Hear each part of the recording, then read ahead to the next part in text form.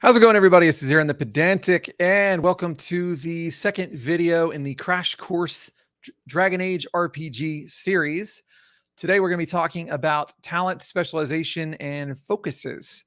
So let's get into it. This is the Crash Course, so we're not going super in depth. To go super in depth would take a long time, and this is really just to get you understanding how the game works in general. So we're just going to talk about what to expect. Now, your ability focuses, as the name suggests, are all around your abilities. You got communication, cunning, constitution, magic, perception, strength, dexterity, willpower. Those are your different abilities. Well, each of them have focuses that you can use, you can learn. As you level up, as you get your backgrounds, you'll be able to pick these focuses. And these focuses will give you +2s on your rolls the first time you get them. And at the higher levels, you can pick them a second time if you want to get a +3 instead of a +2. It doesn't sound like much, but in a 3d6 system, it's actually not that insignificant. So let's look at them. You have communication, and everything that falls under that is animal handling, bargaining, deception, disguise, etiquette, gambling, investigation, leadership, performance, persuasion, and seduction. Yes, seduction. It's important. For constitution, you have drinking, rowing, running, stamina, and swimming. For cunning, this is kind of like your intelligence stat in many ways. It has arcane lore, brewing, cartography, cryptography, cultural lore, enchantment, engineering, evaluation, healing, heraldry, historical lore, military lore, musical lore, natural lore, navigation, poison lore, Qun, which is the philosophy of the Qunari people, research, religious lore, and writing. For dexterity, you're going to start noticing something interesting here. We've got some weapons included in here, and that's because whenever you get a focus on a weapon group that you use, then you get that focus added to your attack roll. So you have acrobatics for dexterity, you have bows, you have brawling, you have calligraphy, you have crafting, dueling, grenades. Yes, grenades. Initiative is on here. Legerdemain, light blades, lockpicking, riding, staves, stealth, and traps. Under magic, you have arcane lance, which is a certain type of attack that you do as a mage, along with blood, creation, entropy, primal, and spirit. For perception, we have empathy, detect darkspawn, which is a gray warden ability, hearing, searching, seeing, smelling, and tracking. So those things are all different sections. So some people are going to be better at hearing, but they're going to be worse at seeing. It's just how things work. For strength, we have axes, bludgeons, climbing, driving, which is, using vehicles, heavy blades, intimidation, jumping, lances, might, polearms, smithing, spears. For willpower, we have courage, faith, morale, and self-discipline. And it does note here that morale is typically going to be for NPCs, because that's going to be seeing if they're going to stay in the fight, that kind of thing. Okay, talents. So talents are the second layer of really customization that you have for your character. They are going to be what allow you to do a lot of different things that maybe something that only your class can do, but it's something that not everybody in your class can do. And if it's something that every class can do, it's something that not everybody can do. So we have animal training as the first one. Basically, it has different levels. All of them have different levels: novice, journeyman, and master. So you can keep on going deeper into your talents and you get more out of it every time. Usually, some of them aren't quite as, they don't pay back quite as well as others, but most of them do. So with animal training, you can eventually, you can start recruiting an animal to follow you, do your commands, and you can teach them various commands, and you can actually teach them to be better at things. So, like I said, I'm giving you the general gist of it. Armor training is something that's only for warriors, and it means that they don't suffer dexterity penalties whenever they use different kinds of armor that other people would suffer dexterity penalties. So, for instance, it starts with leather and mail, and eventually they can wear plate without suffering a penalty. and they can even mitigate some penetrating damage, which typically you can't. So it's a pretty cool thing. Archery style is only for rogues and warriors, and you have to be trained in the bows group. Makes you attack more accurately, reload faster, and it makes you do lightning attack with less spell points, which is pretty neat. There is a carousing talent for anybody who has a communication and constitution of 1 or higher. It's just for being really good at drinking. You can outdrink people. You're better at gambling and seduction eventually. And if you use role-playing stunts, then you can actually pick one to save a little bit of your points whenever you're trying to do them. Chirurgy, or I don't know how to pronounce it. It's for all classes, but you got to have the healing focus it falls under cunning. Basically, you can make healing a minor action instead of a major action, which is a pretty cool thing because that means that you can, as a major action, run over to whoever needs healing instead of just moving to them. So you get double your speed over there. And then you can use your heal as a minor action. There's also, as you get further on in it, you just heal for more whenever you do this. So is it worth it to go deeper? I'm not sure. That's up to you. Command is for mages and warriors, communication of 2 or higher, and basically you can help your friends get bonuses for the rest of the encounter. That could be an initiative bonus or a courage bonus, or they could be less likely to run away. Contacts is an interesting one. It's for any class. You have to have a communication of 1 or higher. And basically, it starts with you having the ability to make contacts out of people that you run into and wherever. And eventually, it works your way into having them join your party if you get them to owe you, more or less. And you can get them to do favors for you with it, basically. You have to earn it, though. It's not automatic. Creation magic. So this is the first one that we've seen that is a magic talent. There's a reason for it. At first, it gives you the ability to summon a little light wisp that doesn't cost you anything, and it gives you a little bit of light. But eventually, it makes you better at casting creation spells. You spend less mana points, and you'll actually get a new creation spell and a +1 bonus to defense if you take it all the way to master. Dual weapon style. I think this is the first fighting style that we've seen. So that is for rogues and warriors. You have to have a dexterity of 2 or higher. So this is when you can activate an attack style.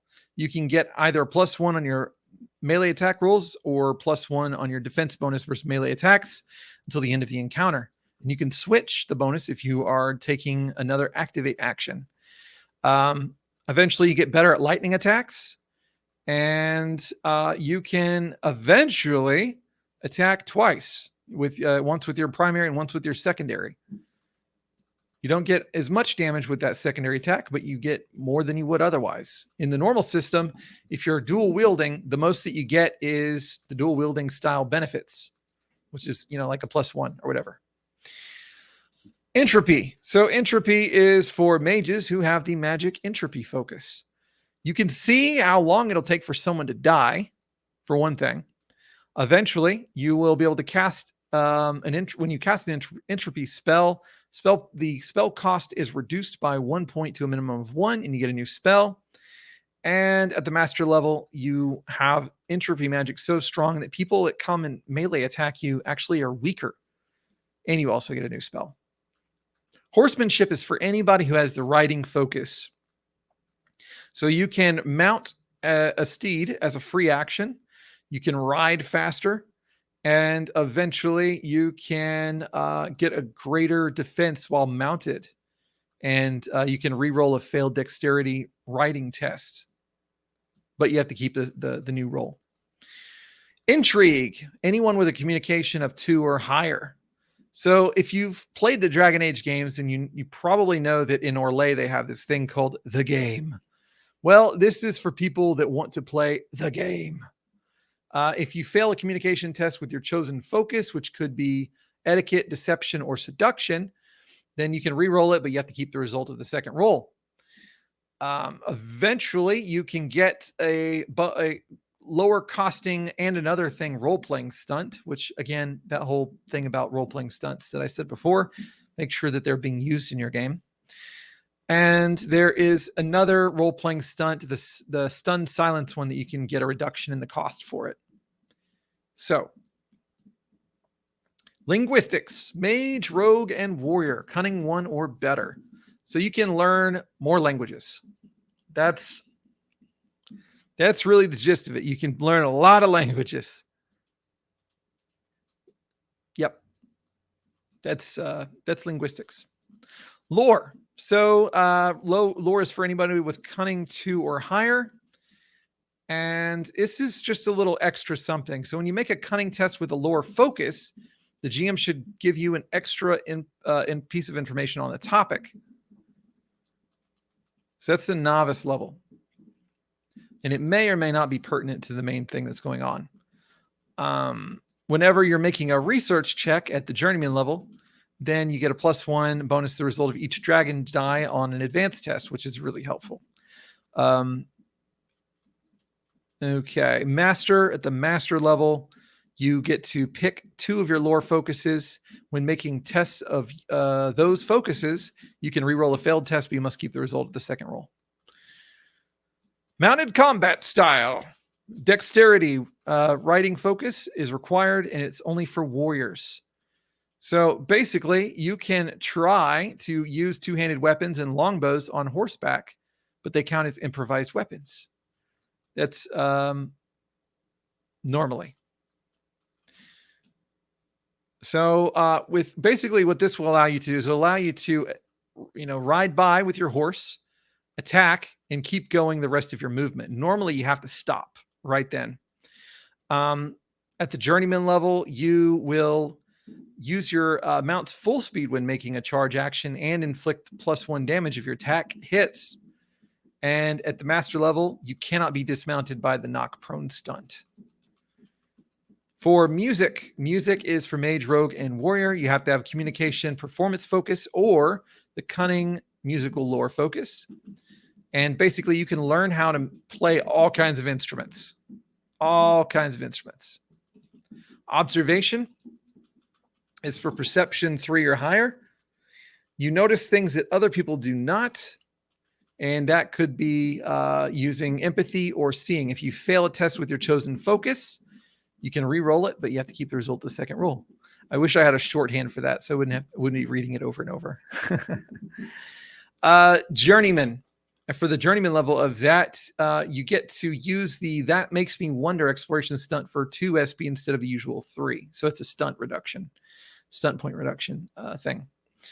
For master, you can do the same thing for object of your attention for 2 SP instead of the usual 3. And the stunt gives you a +2 bonus instead of the usual +1. Oratory. So it's for anyone with a persuasion focus. So it's for public speakers. So on the novice level, if you're trying to convince a group using persuasion and you fail, you can re-roll it. You keep the second roll. You can't take this re-roll in an intimate setting or when trying to persuade an individual, which should have been evident by the thing before, but somebody's going to make the argument. Journeyman, your words are like magic. Each time you perform the sway the crowd role-playing stunt, you affect 3 additional people instead of 1. At the master level, you can agitate a crowd. If you make a successful communication persuasion test when addressing a group and the result of your dragon die is 5 or 6, you rouse them to immediate action. You can't necessarily control what they do, though you can try with communication leadership tests, but they take your words to heart and act on them. Poison making. Yes, you can make poison in this game. It's for anyone with the poison lore cunning focus. So basically, whenever you get the novice level, you won't be endangering yourself whenever you are preparing poisons. So that's a great thing. Anybody can try to make a poison, but you can do it without hurting yourself. You get to pick 2 novice poisons, and you know how to make them from memory. And you can find other recipes, and learn how to make them as well. At the journeyman level, you can start picking you can pick a journeyman poison or 1 grenade. You know how to make from memory. And you can brew other journeyman poisons and make other grenades as you find and learn their recipes. At the master level, you can prepare the deadliest poisons known in Thedas. Choose one master poison you know how to make from memory, and you can learn more of their recipes. There's the pole weapon style. The pole weapon style is very cool. Very, very cool. So basically, you can treat enemies up to 4 yards away as if they were adjacent to you. So you can attack from 4 yards away. Normally, you have to be able to attack from 2 yards away. And you can do that even if there's an ally between you. So you can attack around your ally, which is kind of weird, but you can still do it. I say it's weird, but we did it in D&D. It's called second row. It's really, For journeyman level, you're hard to move, and you can activate this. Basically, any attempt to move you with the skirmish stunt or anything like that has to make an opposed attack roll against you first. If you win, then they fail to move you and they waste your stunt points. If they win, then they can move you.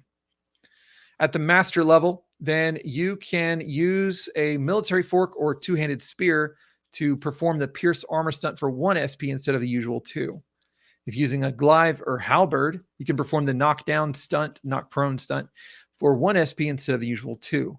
In addition, mounted combatants do not gain the +1 bonus for fighting against an opponent on foot when attacking you. So you bad. Primal magic, you got to have the primal magic focus, and you got to be a mage.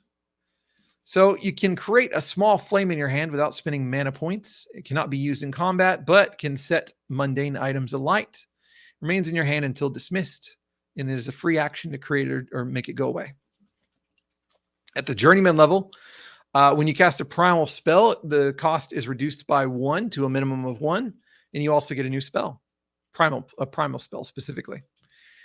At the master level, you are bursting with primal magic. When you perform the mighty spell stunt with a primal spell, you can inflict the stunt's extra damage on more than one of the spell's targets.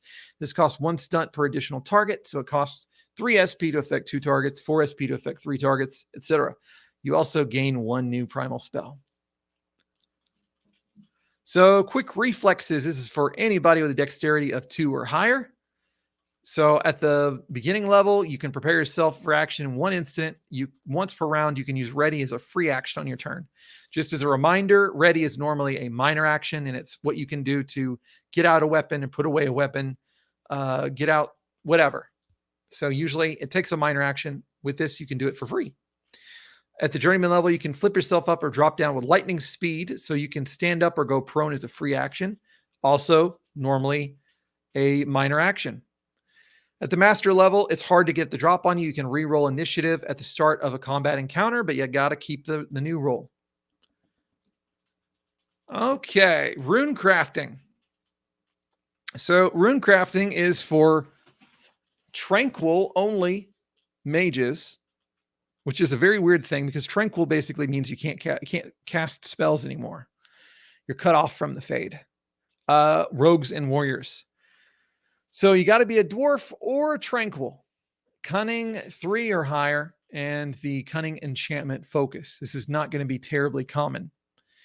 So you can inscribe runes into weapons and armor and all that kind of stuff. And how long it takes is going to decrease, and the level of runes you can do are going to increase as you get higher into your rune crafting. Scouting is only for rogues for dexterity 2 or higher. And whenever you make a stealth check, you could re-roll it, but you keep your results of the second roll. So that's a big one. Journeyman, you can get the drop of your enemies. You perform seize the initiative for 2 stunt points instead of 4. And at the master level, you're skilled observer. If you fail a perception seeing test, you can re-roll it, but you must keep the results of the second roll. Single weapon styles for rogues and warriors, perception 2 or higher. You can fight wielding only a single-handed melee weapon.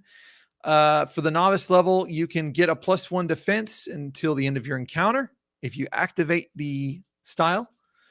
For journeyman, you get a +2 instead of +1. And for master, you can prevent them from getting any kind of advantage against you for outnumbering you. Normally, they get a bonus if they outnumber you. Spirit magic, you have to be a mage. You have to have the magic spirit focus. You can sense the mood of an intelligent being within 6 yards of you as a minor action. So they have to describe it in one word, such as angry, confused, happy, that kind of thing. At the journeyman level, you get a cost reduction on your mana points for spirit magic spells, and you get a new spell. And for master, your skill with spirit magic is such that mana flows through you like a river. When you roll to regain mana points, you can choose to re-roll the dice, but must keep the results of the second roll. You also gain one new spirit spell. Thievery. Thievery is for rogues only. Dexterity 3 or higher. So basically, you can re-roll on your lockpicking tests. You can re-roll on your trap tests at the journeyman level. And you can re-roll on your searching checks whenever you're trying to find hidden stuff at the master level. It's not terribly creative, but it gets the job done. Thrown weapon style. There just isn't enough of this in the world. It's for rogues and warriors. You have to be trained in axes, light blades, or spears. So you can get an increase on your accuracy whenever you throw them. You can throw them more quickly. Basically, as a free action instead of a minor action, you can reload your throwing weapon, which is really just taking out another dagger or whatever. And at the master level, you can pierce armor, but whenever you do the pierce armor stunt, it's penetrating damage instead of just having it. Trap making is for anybody who has the crafting dexterity focus. So at the novice level, you know how to set and disarm traps with up to 2d6 base damage and up to 1 additional effect. You'll have to kind of look at the trap section to get an idea of how this works. But basically, traps are customizable, and it kind of tells a lot about how strong the trap is or how what level the trap is based off of how the base damage is. And basically, you can get higher bonuses to disarm and understand traps, and you can deal with stronger traps as you go. Two-hander style. This one is very interesting. So it's for warriors who have strength 3 or higher and trained in the axes group, bludgeons group, heavy blades group, or spears group. The length of so for the novice level, you're able to when you hit people with a melee attack in a two-handed weapon, you can move them back 2 yards in any direction. Every time. Always. With the journeyman, you can perform Mighty Blow for 1 stunt point instead of 2 when wielding a two-handed weapon. That's a big deal because Mighty Blow is awesome. At the master level, you and your weapon are as one. When wielding a two-handed weapon, you can choose to reroll your damage, but you must keep the results of the second roll. Unarmed style. Remember how I said brawling was actually pretty potent in here? This makes it even better. It's for anybody who has the brawling group, which is everybody. Okay, well, they have access to it. So I guess you could say maybe they have the focus. All right. Novice level, you get a 1d6 of damage when you punch instead of 1d3. At the journeyman level, you can perform knock prone with your unarmed attacks for 1 stunt point instead of the usual 2. And at the master level, you can disarm, use a disarm stunt for, you get a +2 bonus to your attack roll in the opposed test. So you're more likely to be able to disarm them. Weapon and shield style. So this is for warriors, strength 2 or higher. So this is basically, you can use shields of all shapes and sizes. You get full defense bonus when using a shield. Now, the thing that's implied here is that everyone else can use a light shield and they get a +1 from it. But normally a warrior can use a medium shield and they can get a +2 from it. Well, this also means that you can use the heavy shield and get, the +3 to your defense from it. So that is how that goes. Journeyman level, you know how to get the most from your shield. You can perform the defensive stance stunt for 1 stunt point instead of the usual 2, which, remember, defensive stance gives you +2 defense until your next turn. At the master level, the bonus of any shield you use increases by 1. So you can get pretty massive shield bonuses. Okay, specializations. This is when you're getting into your good stuff. Now, the thing about specializations is you get access to them at levels 6, 8, and 10. That's whenever you get your first specialization and specialization talent increases. And then you get some more later on. And how you get them, how you get the specialization is going to depend. So basically, you can find a new trainer, find a trainer for it. You can go on a quest for it. You can find a tome for it in order to learn what you need to learn. So it's not automatic. This is something that you probably want to start planning when you're around 5th level. So you'll just kind of want to look at it and think about it. So you have the Arcane Warrior, and more or less they are kind of what it sounds like. You know, they are warriors. So they are mages that teach themselves to fight like a warrior in certain ways. And the way that it does this is that you can use your magic stat in order to handle a lot of strength requirements. You can use a certain mode called combat magic mode, and it will let you add magic instead of strength to your damage with melee weapons. But any spell you cast while in that mode is going to be increased. But you can always just end the combat magic mode. Eventually, you can, get the armor training talent, which you're normally not allowed to get. And you can reduce the strain of any armor you wear by 3, which is pretty big deal because basically whenever you wear armor as a mage, then that means that you get this thing called strain, which makes it where you spend more mana trying to cast the same spells you normally would cast for less mana. At the master level, you can do this thing called a Fade Shroud, and it gives you a ghostly countenance that increases your defense by 3, but you got to keep paying 3 points per round to maintain it, 3 mana points per round. So it gives you a lot of extra defense. Now, that is all you get from Arcane Warrior. And some people may have a problem with this, that really it's not like a whole ton of stuff, but it's enough to really give your character a little bit of extra oomph. Blood Mage. So Blood Mage, most people should probably know, is incredibly forbidden. They're called the Maleficarum, otherwise known as one who is depraved. And they do some bad stuff. Basically, you can use your own blood in order to restore your mana. You can do some so basically mana points. You have to be in blood mage mode to cast blood spells. And while in this mode, you cannot be healed with potions or creation spells, but you can activate it and deactivate it as needed. So at the journeyman level, you can have a friend let you use their blood in order to power your spells. And at the master level, you can use an unwilling participant's blood to power your spells. And it hurts them, especially if they're tied up. And it hurts them even more. Okay, Force Mage. So the Force Mage is going to be using telekinetic type stuff. They use force, basically. So magic and willpower 3 or higher. That's a requirement for that. I don't know if did I go over the requirements. Okay, blood magic. You had to have a constitution and magic of 3 or higher. And for Arcane Warrior, you had to have a magic and dexterity 3 or higher.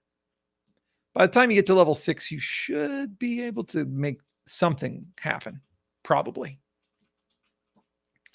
All right, so Force Mage, you get a new spell called Fist of the Maker. We'll look into spells later on, but Fist of the Maker is it's a big ouchie spell. You get the spell Telekinetic Burst at Journeyman, and at the Master level, you can resist people trying to knock you back or knock you down by spending mana points.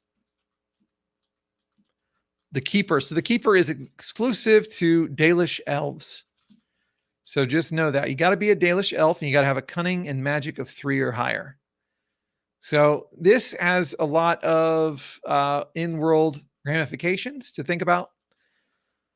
At the novice level, they get Wrath of the Elven, which is a spell. At journeyman level, they get Ensnare, which is another spell. At the master level, then when they kill an enemy with the spell Wrath of the Elven, they get 1d6 health back if they are wounded. If you're already at full health, you get no benefit. Necromancer. Again, this is kind of dark stuff, but Not as bad as the blood mages. People, necromancy's it's kind of bad, but blood magic is real bad. So you have to have willpower of 3 or higher and the entropy magic novice talent. So at the novice level, you get a +2 spell power for a number of turns equal to your willpower whenever you kill an enemy.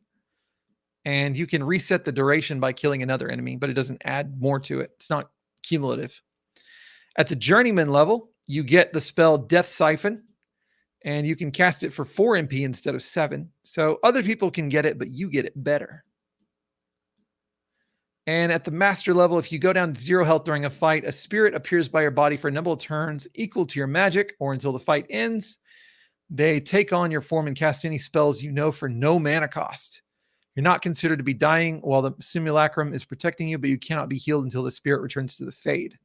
The simulacrum cannot be damaged. Pretty interesting, isn't it? All right. Shapeshifter. So you can turn into creatures. You retain your cunning and magic abilities and your health, but the rest of the stats are determined by the shapeshifter spell you use.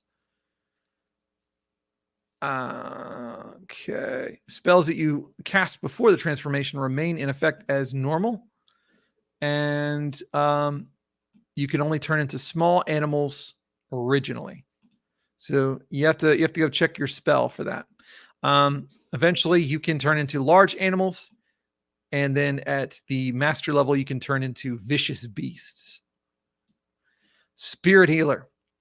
So Spirit Healer actually calls upon benevolent spirits in the Fade in order to power healing spells. And they are the best healers in the game. So for Spirit Healer, you have to have communication and magic of 3 or higher. And in order to, you can cast this spell called Group Heal.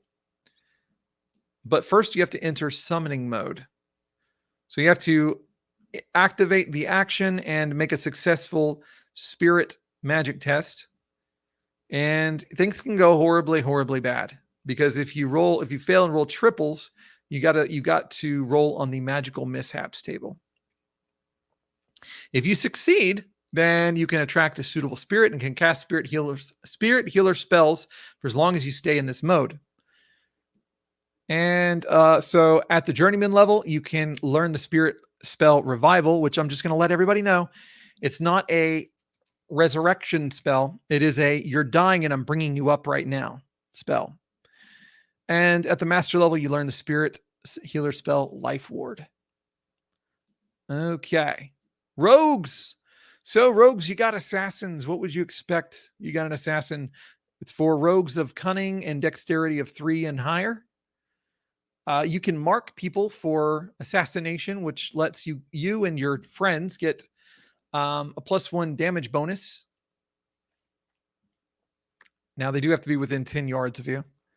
And it lasts until the end of the encounter. The target is slain, or you pick a new target with another activate action.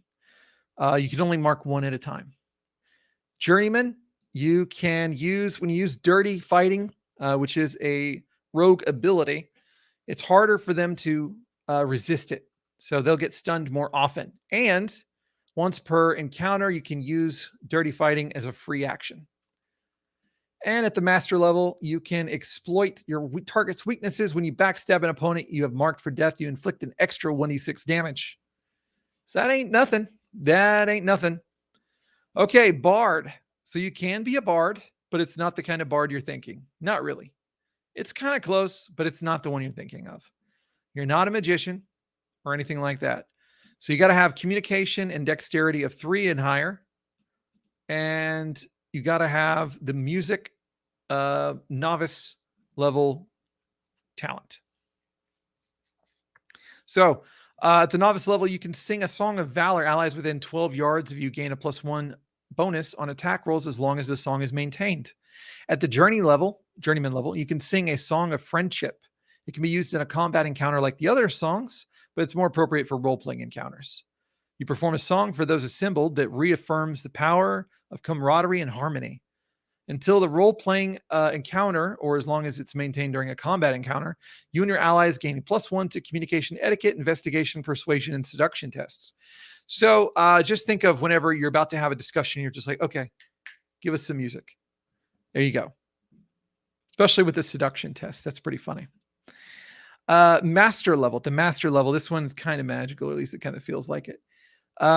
You can sing a song of captivation once per round. While singing the song, you can attempt to captivate one opponent within 16 yards. It is your communication performance versus the target's willpower, self-discipline. And if you win, they can't take any actions on their turn. The duelist. So the duelist is going to get access to a new fighting style. You got to have a dexterity and perception of 3 and higher. You have to have the dual weapon style at the novice level. But if you do that, you get the dueling weapon group, a weapon group unique to duelists. So you can get a +1 on your attack rolls and defense versus melee attacks as something that you activate at the same time instead of one or the other. At the journeyman level, your precise attacks are going to do. You're gonna get another +1 damage. And at the master level, when you pierce armor, your damage is penetrating. Legionnaire Scout. So there's some history with Legionnaire Scout. You belong to the Legion of the Dead, who are the dwarves. This is very specific as to who can do this. You have to be a dwarf. You have to be in the Legion of the Dead. And you have to have a willpower and constitution of 3 or higher. So those are a lot of restrictions. But if you do it, you get a +2 bonus to resist pain, hunger, fear, or despair. At the journeyman level, you get mighty blow and lethal blow, costing an extra point against you. So, you're kind of limiting what the enemy can do. At the master level, you can shrug off damage. You gain a bonus to your armor rating equal to half your willpower, round up to a minimum of 2. This bonus stacks with other armor is present even if no armor is worn. So you're tough. You get tough. Marksman. So the marksman, it is rogue only, dexterity and perception 3 or higher, and either archery style at journeyman or thrown weapon style at journeyman. So for novice, you can knock people down. You can knock people prone with your attacks, your ranged attacks, and it costs 1 SP instead of 2. Or you can push them straight back 2 yards before applying the knockdown. For journeyman, you can unleash a storm of missiles on your opponents. You can perform the volley stunt for 5 SP. So it's a new stunt that you can get only for the marksman. So it allows you to make 2 more ranged attacks at the same target or others in sight and within 10 yards. You must have a loaded missile weapon to make a ranged attack, so use of up to 2 rapid reload stunts may be required to use volley. If you roll doubles on either of those attack rolls, you do not generate any additional stunt points. So remember, it's 1 point for each rapid reload. So basically, it's possible to shoot a crossbow 3 times at one person in 1 round. But if that happens, okay, well, let's see. Yeah, so in order for that to happen, you'd have to have 7 stunt points, which means you'd have to roll probably a 6 on your dragon die whenever you roll doubles. So it's not going to happen very often, but when it does, it's cool.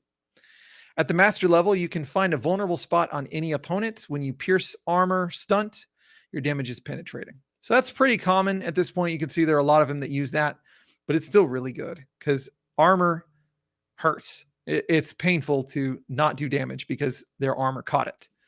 Ranger.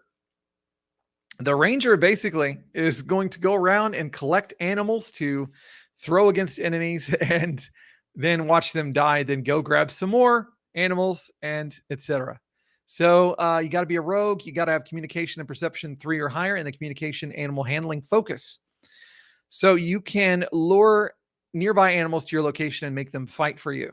So you do a test that is a communication animal handling test. It takes 2d6 minutes, and you need to roll a 13 or higher. It may be increased or decreased depending on the area. And you can attract an animal and control it during the next combat encounter, but you can only keep them for half an hour or until the end of the combat. As a novice, you can lure common animals like dogs, wolves, and birds of prey. But the GM can get final say over what sort of animals you can lure with this talent. As a journeyman, you can attack an opponent who has been surprised with +2 damage. And at the master level, you can now lure larger animals like black bears, brontos, hala, and even giant spiders. All right, Shadow. The Shadow knows. So it is for rogues, dexterity 4 or higher, and both the dexterity legerdemain and dexterity stealth focuses. So if you're a sneaky boy or sneaky girl, this one is probably for you.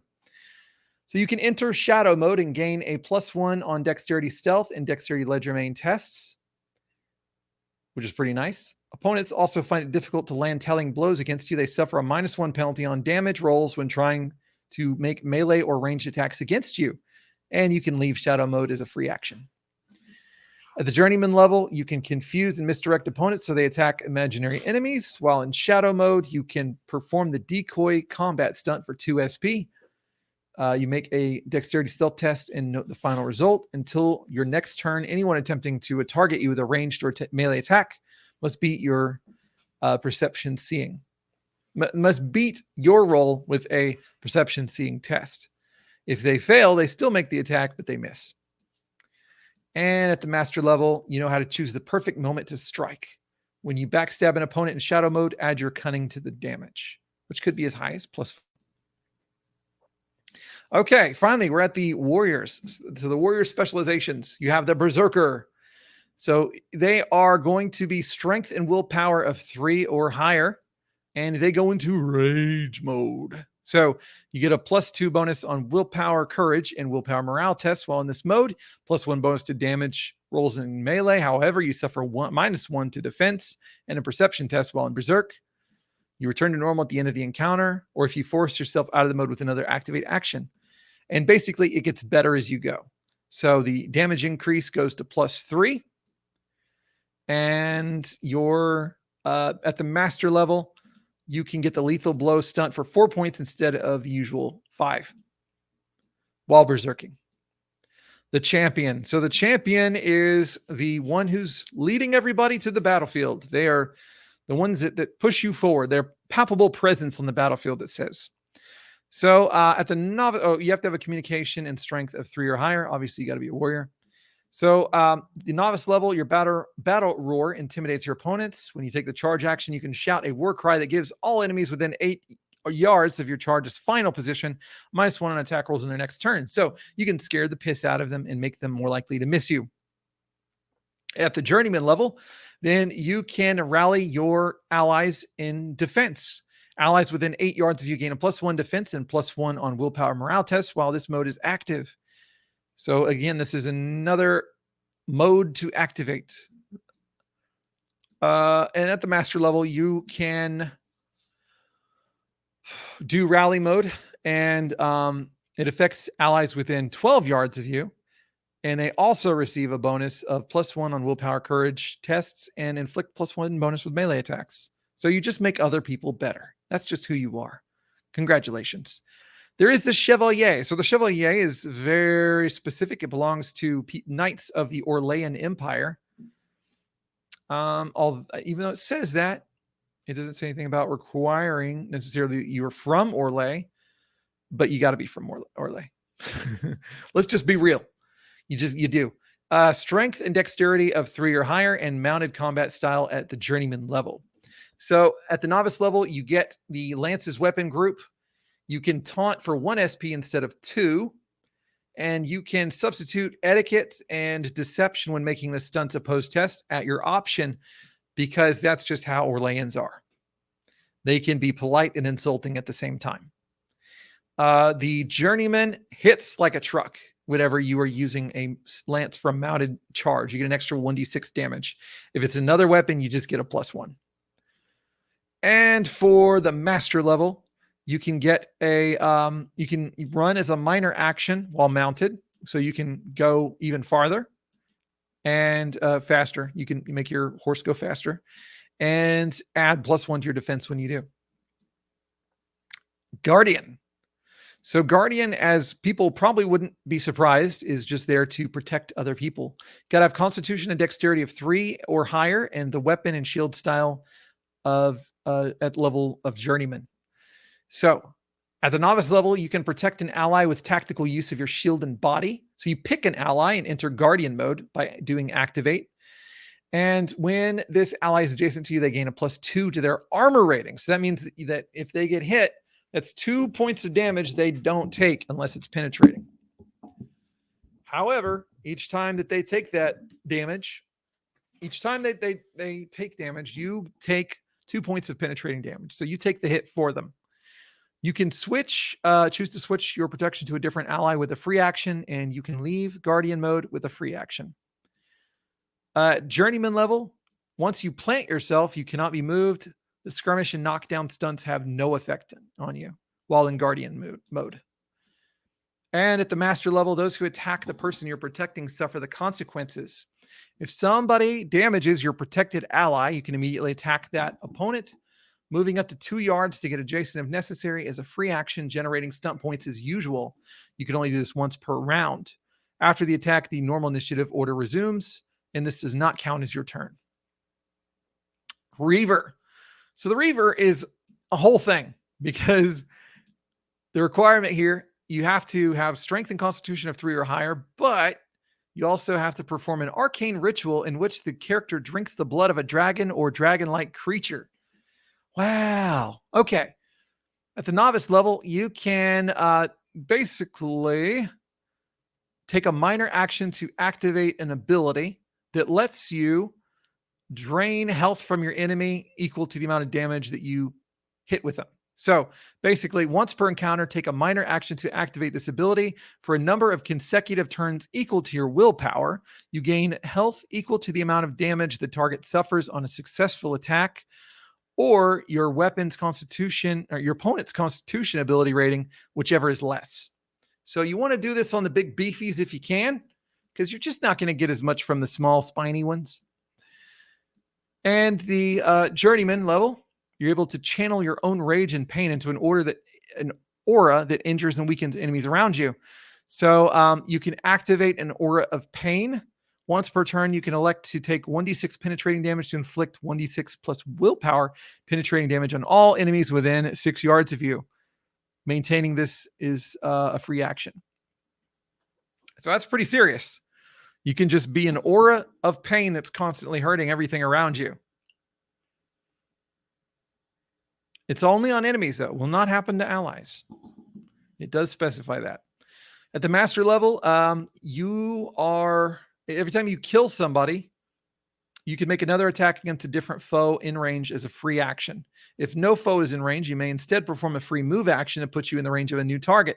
If you kill your foe with this free attack, you do not get another free attack or move. All right, Spirit Warrior. So Spirit Warrior is often confused with magic, and so you may get harassed by Templars, but it is what it is. You harness the power of the Fade. You have to have magic and willpower 3 or higher, and you have to be a warrior, obviously. So at the novice level, you can wreathe yourself in mystical energy. You can activate Spirit Warrior mode, giving you a +1 to bonus to defense and a +1 bonus on magic tests to resist spells and other magical attacks. You can end Spirit Warrior mode with a free action. At the Journeyman level, you can make your when you do Spirit Warrior mode, your melee and range attacks count as magical. Allows you to inflict full damage against incorporeal creatures like shades. And they also inflict bonus damage equal to your willpower on demons and other creatures of the Fade. And at the master level, you can overload your body with the power of the Fade and release it violently. So you can perform the Fade Burst stunt for 4 SP. This is something new stunt. And basically, it sends out 1d6 penetrating damage to all enemies within 4 yards of you. Demons and other creatures of the Fade take 1d6 plus your willpower penetrating damage instead. So they get a little bit of extra oomph if they bad. Finally, the last one, we have the Templars. So the Templars, you have to have magic and strength of 3 or higher. So at the novice level, you get a +2 bonus on test to resist the effects of spells and other magical attacks. If you've already got that because you're a dwarf somehow, then you get a +1 to that as well. So +3. At the journeyman level, you can drain people of their mana. So if you hit somebody who's a mage or a creature that uses mana, then, and it's a melee attack, then they lose 1d6 plus your magic in mana points additional to taking damage. So you can drain their mana. At the master level, you can do a major action to cleanse an area of ongoing magic. So you get a -2 penalty to defense until the beginning of your next turn, but all ongoing spells within 6 yards of you, whether cast by friendlies or foes, end immediately. Spells that were only partially cast are also canceled, and actions previously spent on casting them are wasted. So those are, my goodness, all of it. It's over. It's over. So that's all that stuff. That's talents, focuses, and specializations.